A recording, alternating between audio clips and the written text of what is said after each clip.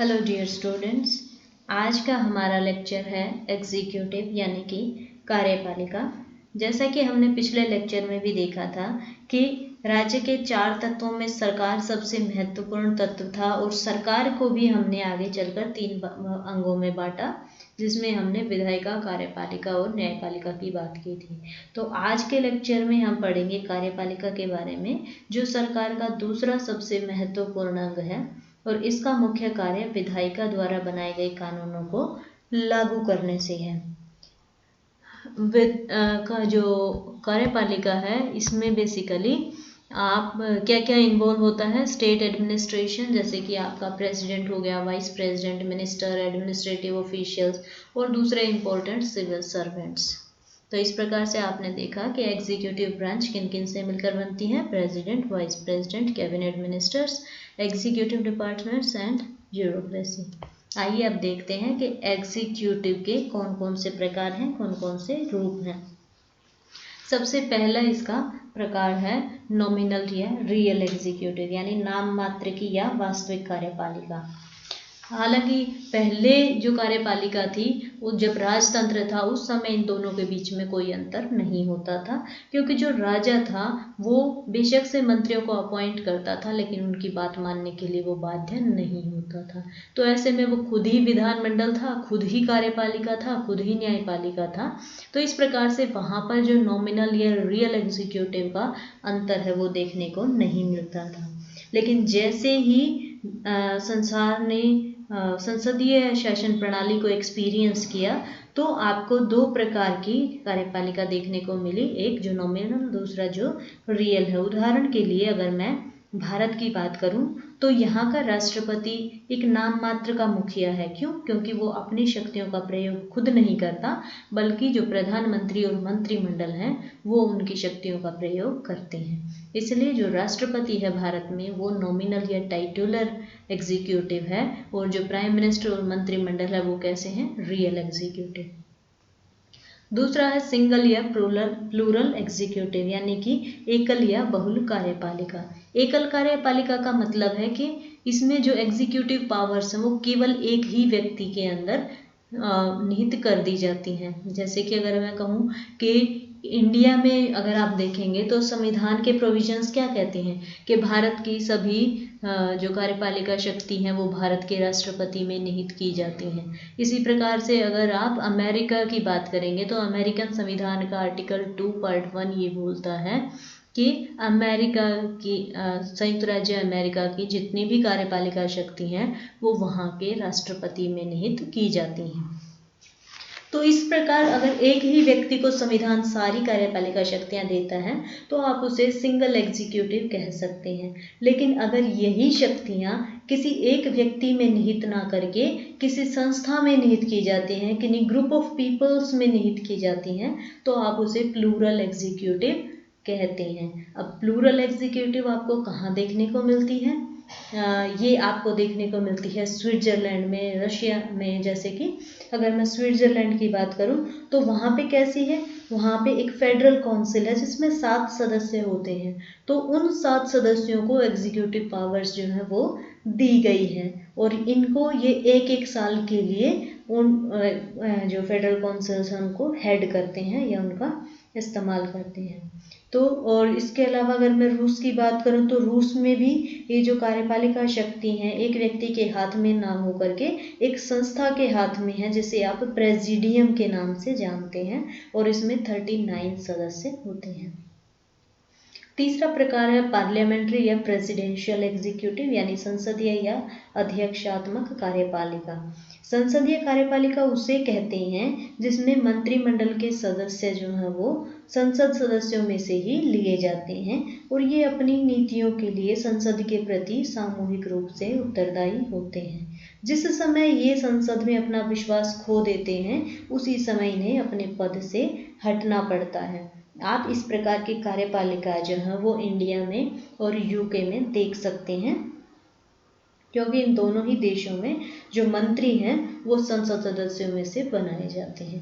Presidential executive यानी अध्यक्षात्मक कार्यपालिका की अगर मैं बात करूं तो इसमें जो राष्ट्रपति है उसके राष्ट्रपति और उसका मंत्रिमंडल जो है वो विधानमंडल में से नहीं बनाया जाता, बल्कि उनके चुनाव अलग से होते हैं और उनका जो कार्यकाल होता है वो संविधान के द्वारा निश्चित होता है। यानी जब चाहे तब संसद उनके खिलाफ अविश्वास प्रस्ताव पास कर करके उन्हें पद से नहीं हटा सकती। ये प्रणाली जो है ये आपको अमेरिका में देखने को मिलती है। चौथा प्रकार है हेरेडिटरी या इलेक्टेड एग्जीक्यूटिव, यानी कि पैतृक या निर्वाचित कार्यपालिका। पैतृक कार्यपालिका वो कार्यपालिका होती है जिसमें जो शासन का मुखिया है वो वंशानुगत होता है, या जैसे कि आपके राजतंत्र में होता था, क्या होता था कि पहले राजा होता था, उसके बाद जैसे ही राजा गद्दी छोड़ता था तो उसकी गद्दी पर उसका कोई उत्तराधिकारी उसके परिवार का सदस्य ही होता था, या तो उसका ज्येष्ठ पुत्र होता था, अगर उसके पुत्र पुत्रियां नहीं होते थे तो उसका कोई निकट संबंधी होता था। इसके अलावा इलेक्टेड एग्जीक्यूटिव की बात होती है। आज के समय में आपको हेरेडिटरी एग्जीक्यूटिव जो है वो आपको इंग्लैंड में, नेपाल में, जापान में, स्वीडन, नॉर्वे, अफगानिस्तान आदि देशों में देखने को मिलती है। और दूसरी तरफ जो है वो है इलेक्टेड एग्जीक्यूटिव, यानी कि ऐसी कार्यपालिका जिसका चुनाव किया जाता हो लोगों के द्वारा। ये चुनाव प्रत्यक्ष भी हो सकता है, अप्रत्यक्ष भी हो सकता है। भारत इसका एक अच्छा उदाहरण है, क्योंकि भारत में जो एग्जीक्यूटिव हेड है वो जो जैसे प्रेसिडेंट है तो वो किसी राजघराने का या किसी एक वंश का प्रतिनिधित्व ना कर करके देश के जनता के लोगों का प्रतिनिधित्व करता है, और एक सामान्य नागरिक भी इस पद पर जा सकता है। इसके अलावा है पॉलिटिकल और नॉन पॉलिटिकल या परमानेंट एग्जीक्यूटिव, यानी राजनीतिक या स्थायी कार्यपालिका। राजनीतिक कार्यपालिका में कौन होते हैं? जो राजनीतिज्ञ होते हैं। ये जैसे राष्ट्रपति हो गया, प्रधानमंत्री हो गया, या आपके जितने भी मंत्री हैं या MP MLA जिनको बोलते हैं, वो सारे किस में आएंगे? राजनीतिक कार्यपालिका में। लेकिन जो आपके ब्यूरोक्रेट्स हैं, जो अपने योग्यता के आधार पर चुने जाते हैं, जो परीक्षा के आधार पर चुने जाते हैं, जैसे IAS हो गए, IPS हो गए, IFS हो गए, जो स्थायी रूप से अपने पदों पर बने रहते हैं और उन्हें हर 5 साल बाद किसी इलेक्शन किसी उसमें दोबारा जीत कराने की आवश्यकता नहीं होती, और सरकार बदलने से इन पर कोई प्रभाव नहीं पड़ता। ये लंबे समय तक अपने पद पर बने रहते हैं और सरकार की नीतियों को लागू कराने में लगे रहते हैं, इसलिए इन्हें नॉन पॉलिटिकल या परमानेंट एग्जीक्यूटिव कहा जाता है।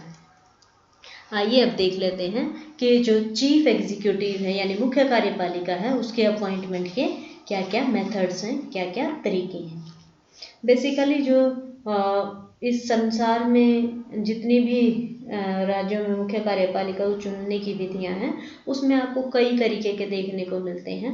जैसे आपको आज भी जो हेरेडिटरी प्रिंसिपल है उसके आधार पर भी अपॉइंटमेंट देखने को मिलेंगी, आपको डायरेक्ट इलेक्शंस के आधार पर भी मिलता है, इनडायरेक्ट इलेक्शन, या फिर लेजिस्लेचर के द्वारा इलेक्शन, या एग्जीक्यूटिव के द्वारा ही नॉमिनेटेड होते हैं। तो इस प्रकार से आइए एक बार इन पर थोड़ा थोड़ा ब्रीफ में नज़र डाल लेते हैं। सबसे पहला है हेरेडिटरी प्रिंसिपल यानी पैतृक सिद्धांत। इसमें ये आपको इंग्लैंड, जापान, सऊदी अरब, नॉर्वे, स्वीडन, डेनमार्क, हॉलैंड जैसे देशों में देखने को मिलते हैं। इसमें क्या होता है, इसमें जो कार्यपालिका है वो वंशानुगत आधार पर चलती है, यानी वंश के आधार पर चलती है। इसमें जो मुख्य कार्यपालक है आपका, उसका कार्यकाल जीवन भर का होता है, जैसे कि राजतंत्र में होता था। और इसके गुण ये गिनवाए जाते हैं कि इसमें धन और समय की बचत होती है, क्योंकि एक लंबे समय तक वो जो कार्यपालिका अध्यक्ष है वो अपने पद पर बना रहता है, इसलिए वो अनुभवी हो जाता है और इसलिए प्रशासन को ज़्यादा कुशलतापूर्वक ढंग से चला सकता है। इसके अलावा इसके प्रति लोगों की जो निष्ठा है, श्रद्धा है, वो भी इतनी अधिक होती है कि शायद निर्वाचित कार्यपालिका में उतनी संभव नहीं है।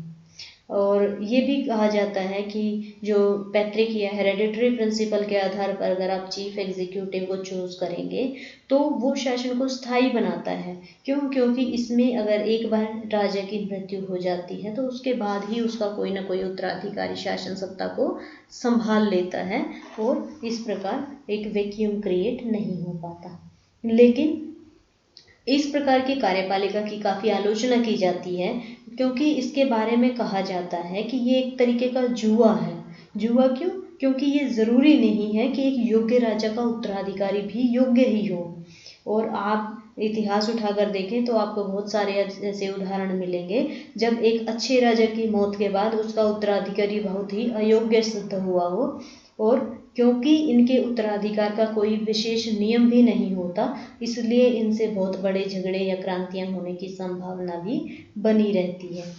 और क्योंकि इनका कार्यकाल जीवन भर का होता है, ऐसे में अगर एक बार बुरा राजा आया तो उससे छुटकारा पाना संभव नहीं होता। तो इसलिए जो हेरेडिटरी प्रिंसिपल है वो आज के समय में बहुत ही कम देशों में देखने को मिलता है। दूसरा है डायरेक्ट इलेक्शन यानी कि प्रत्यक्ष चुनाव। ये आपको पेरू, चिली, ब्राज़ील और मेक्सिको जैसे कुछ देशों में देखने को मिलता है।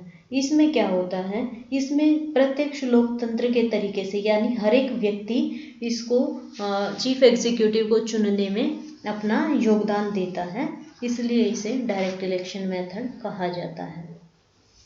लेकिन आज के समय में क्योंकि बहुत बड़े बड़े राज्य हैं तो ऐसे में ये प्रैक्टिकली संभव नहीं है, इसलिए आप देखेंगे कि आज संसार के केवल 4 या 5 छोटे छोटे राज्यों में ही ये व्यवस्था देखने को मिलती है। तीसरा तरीका हो सकता है इनडायरेक्ट इलेक्शंस यानी कि अप्रत्यक्ष चुनाव। जैसे कि आप अमेरिका को ले लें, इंडिया को ले लें, तो अप्रत्यक्ष चुनाव में क्या है, अप्रत्यक्ष चुनाव में जो राष्ट्रपति का चुनाव है यानी जो मुख्य कार्यपालिका का चुनाव है वो एक इलेक्टोरल कॉलेज के द्वारा किया जाता है।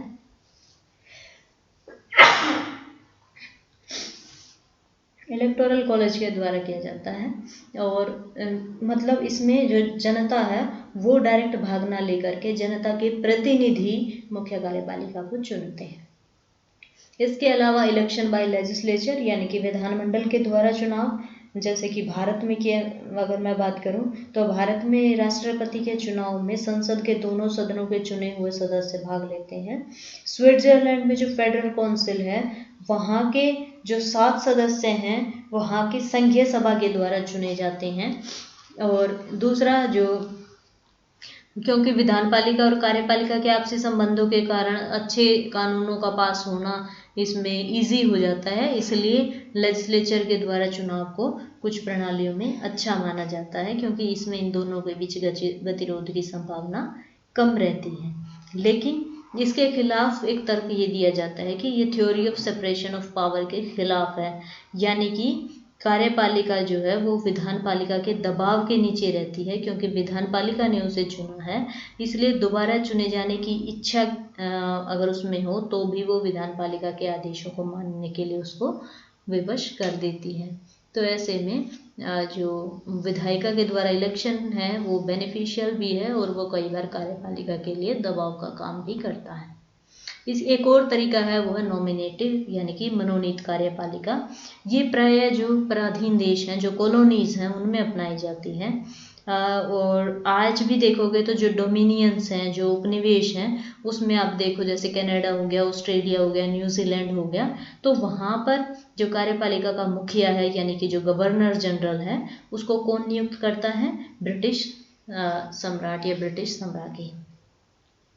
तो ये जो प्रणाली है वो हालांकि लोकतंत्र सिद्धांत के विरुद्ध है, लेकिन अगर आप प्रैक्टिकली देखेंगे तो उपनिवेशों में भी जो गवर्नर जनरल की नियुक्ति है वो उपनिवेश के प्रधानमंत्री की सिफारिश पर की जाती है।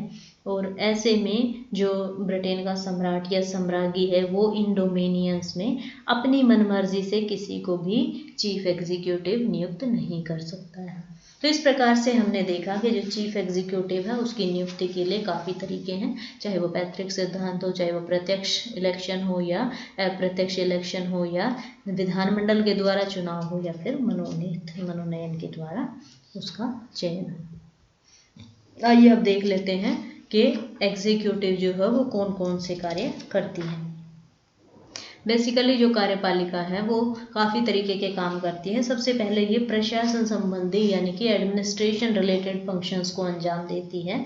एडमिनिस्ट्रेटिव रिलेशन फंक्शंस का अभिप्राय ये है कि जैसे सपोज करिए इसको शांति और सुरक्षा को बनाए रखना है, तो इसके लिए क्या करेगी, ये पुलिस का प्रबंध करेगी। इसी तरीके से जो शासन के दूसरे काम हैं उनको चलाने के लिए भी ये अलग अलग विभागों में उन कामों को बांट देती है, उनका हेड एक मंत्री को बना देती है, और इस प्रकार से जो दूसरी सिविल सर्विसेज हैं या स्टेट सिविल सर्विसेज हैं उनको नियुक्त करती है, उनकी अपॉइंटमेंट कैसे होंगे, उनके वेतन भत्ते कैसे होंगे, वो किन परिस्थितियों में काम करेंगे, या उनकी रिक्रूटमेंट एजेंसी कौन सी होगी। तो ये सारी चीज़ें क्या हैं, ये एक तरीके से एडमिनिस्ट्रेटिव रिलेटेड फंक्शंस हैं जो कार्यपालिका खुद ही करती है। इसके अलावा ये कूटनीतिक कार्य यानी डिप्लोमेटिक फंक्शंस भी करती है। यानी कि अगर आप देखेंगे तो आज ग्लोबलाइज्ड एज में कोई भी राज्य जो है वो आत्मनिर्भर नहीं है, वो किसी न किसी तरीके से किसी अन्य राज्य पर निर्भर रहता है। इसीलिए दूसरे देशों में से संबंध बनाए रखने के लिए वहाँ पे चाहे राजदूत भेजने हो या दूसरे देशों से आए हुए राजदूतों को अपने देश में रहने के लिए जगह देनी हो या उनसे पत्र व्यवहार करना हो, ये सब करने के लिए कार्यपालिका जो है वो दूसरे देशों के साथ आर्थिक राजनीतिक संधि या समझौते करने का अधिकार रखती है, जिन्हें आप उनके डिप्लोमेटिक फंक्शंस कह सकते हैं। इसके अलावा ये मिलिट्री फंक्शंस भी करती है, क्योंकि बाहरी आक्रमणों से देश की रक्षा करने का उत्तरदायित्व भी कार्यपालिका पे होता है। इसलिए ये इस उद्देश्य को पूरा करने के लिए प्रतिरक्षा और युद्ध विभाग की स्थापना जो है करती है, और एक सुसंगठित शक्तिशाली सेना को बनाए रखने के लिए चाहे वो हथियारों की खरीद फरोख्त हो या तीनों सेनाओं के मुख्य अधिकारियों की नियुक्ति की जाती हो, वो सारे कार्य कौन करता है, सैनिक कार्य कार्यपालिका करती है। इवन जो अलग अलग देश, आपको देश के अलग अलग कोनों में मार्शल लॉ देखने को मिलते हैं, चाहे वो अफसपा हो या कुछ और, वो भी इसी के तहत किया जाता है। इसके अलावा बात आती है लेजिस्लेटिव फंक्शंस की, यानी कानून संबंधी कार्य। हालांकि जो हम देखते हैं कि कानून बनाने का कार्य विधानमंडल का होता है, लेकिन कार्यपालिका के हाथ में भी कुछ न कुछ कानून बनाने की शक्तियां रहती हैं, स्पेशली उन देशों में जहाँ पे संसदीय प्रकार की शासन व्यवस्था अपनाई गई है।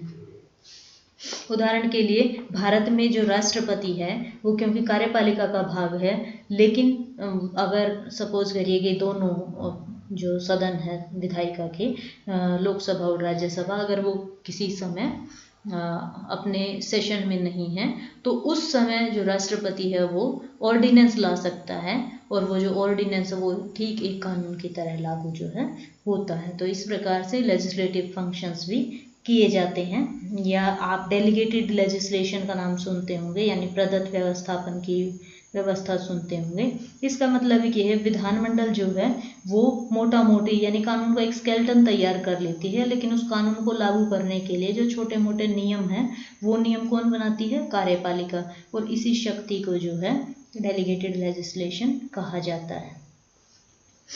तो ये इसके लेजिस्लेटिव फंक्शंस हो गए। इसके अलावा जो एग्जीक्यूटिव है वो कुछ इकोनॉमिक फंक्शंस यानी वित्त संबंधी कार्य भी करती है, जैसे कि बजट मतलब आय व्यय का जो ब्यौरा जिसको आप कह सकते हैं, ये जो है कार्यपालिका ही तैयार करती है, और इसको विधानमंडल के सामने अपनी मंजूरी के लिए ये पेश करती है।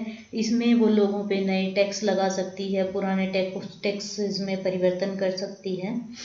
तो जो भारत में जो बजट पेश होता है संसद के लिए, संसद के सामने, उस पे राष्ट्रपति की पूर्व स्वीकृति लेना आवश्यक होता है, और राष्ट्रपति क्या है, कार्यपालिका का अध्यक्ष। इसके अलावा ये कुछ जुडिशियल फंक्शंस भी परफॉर्म करती है, यानी कुछ न्याय संबंधी कार्य भी करती है। न्याय संबंधी कार्यों में क्या, जैसे कि न्यायाधीशों की नियुक्तियां, आप देखेंगे कि आपके जो सर्वोच्च न्यायालय या हाई कोर्ट के जो न्यायाधीश हैं उनकी नियुक्तियां राष्ट्रपति के द्वारा की जाती हैं। इसके अलावा लगभग सभी देशों में आप देखेंगे कि जो कार्यपालिका का अध्यक्ष है वो अपराधियों की सजाओं को क्षमा कर सकते हैं, कम कर सकते हैं या स्थगित कर सकते हैं। इसके अलावा ये कुछ अवार्ड एंड ऑनर्स देने का काम भी करते हैं, यानी कुछ उपाधियां और सम्मान भी प्रदान करते हैं। भारत और अमेरिका में ये जो अधिकार है वो राष्ट्रपति के पास, मतलब, और जो इंग्लैंड है वहाँ पे राजा या रानी के पास है। आप जितने भी पद्म भूषण, पद्म विभूषण या पद्मश्री या जो भी कैलेंडरी अवार्ड्स या इस तरीके के जो अवार्ड्स हैं वो बेसिकली आपने देखा होगा कि हमेशा जो प्रेसिडेंट है वही देते हैं। तो इस प्रकार जो एग्जीक्यूटिव है वो अनेक प्रकार के काम करती है। हाँ, इसमें जो एग्जीक्यूटिव है इसके बारे में, एक जो कार्यकाल के बारे में और पुनर्निर्वाचन के बारे में कई बार मन में ख्याल उठता है।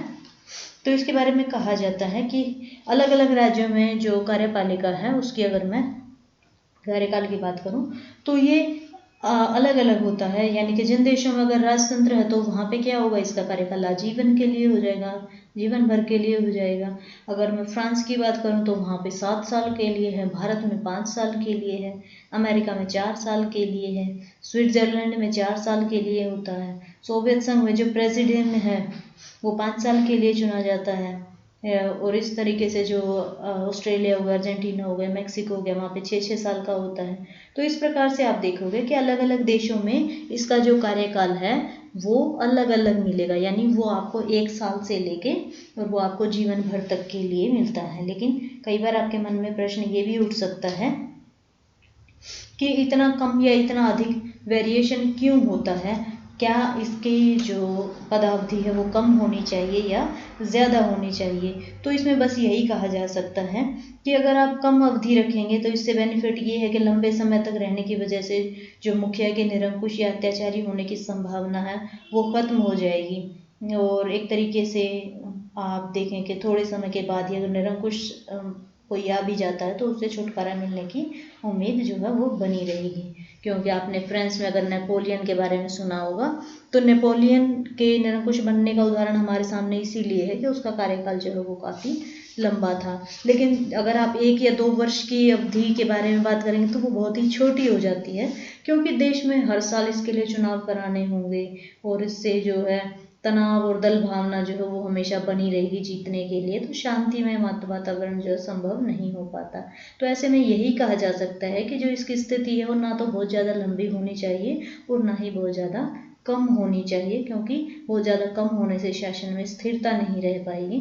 तो इस प्रकार से प्राय 4, 5 या 6 वर्ष की जो अवधि है वो काफ़ी मानी जाती है, या मतलब इसके लिए सूटेबल होती है।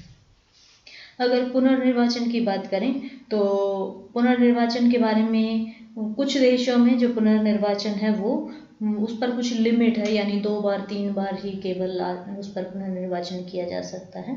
लेकिन कुछ देशों में पुनर्निर्वाचन पर कोई पाबंदी नहीं होती, क्योंकि अगर व्यक्ति को बार बार चुनने के लिए छूट दे दी जाएगी तो उसके निरंकुश बनने की संभावना जो है वो बनी रहेगी। लेकिन अगर एक ही अवधि का चुनाव किया जाएगा तो जो योग्य और अनुभवी कार्यपालिका है उसका लाभ उठाने से देश वंचित रह जाता है, और एक ही अवधि में वो क्योंकि अपने पद पर रहेगा और आगे आने की संभावना नहीं रहेगी, तो ऐसे ही में उसमें भ्रष्टाचार की भावना जो है वो भी पनप सकती है, क्योंकि उस छोटी अवधि में वो अपनी शक्ति का दुरुपयोग करके अपने चहेतों को, अपने सगे संबंधियों को ज़्यादा से ज़्यादा लाभ पहुंचाने की कोशिश करेगा। तो इसलिए इसका जो बार बार चुनाव है वो अनलिमिटेड भी नहीं होना चाहिए या केवल एक अवधि तक भी नहीं होना चाहिए, बल्कि पुनर्निर्वाचन लिमिटेड नंबर्स तक प्रोवाइड किया जाना चाहिए।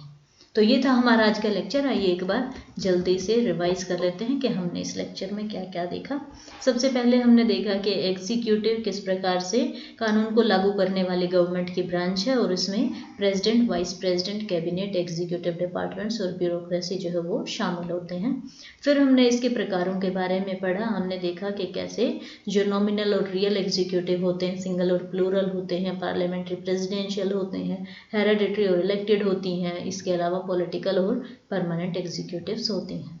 इसके बाद हमने मेथड ऑफ अपॉइंटमेंट के बारे में देखा, और फिर हमने देखा कि एग्जीक्यूटिव कौन कौन से फंक्शंस को अंजाम देती है। ये था हमारा आज का लेक्चर। धन्यवाद।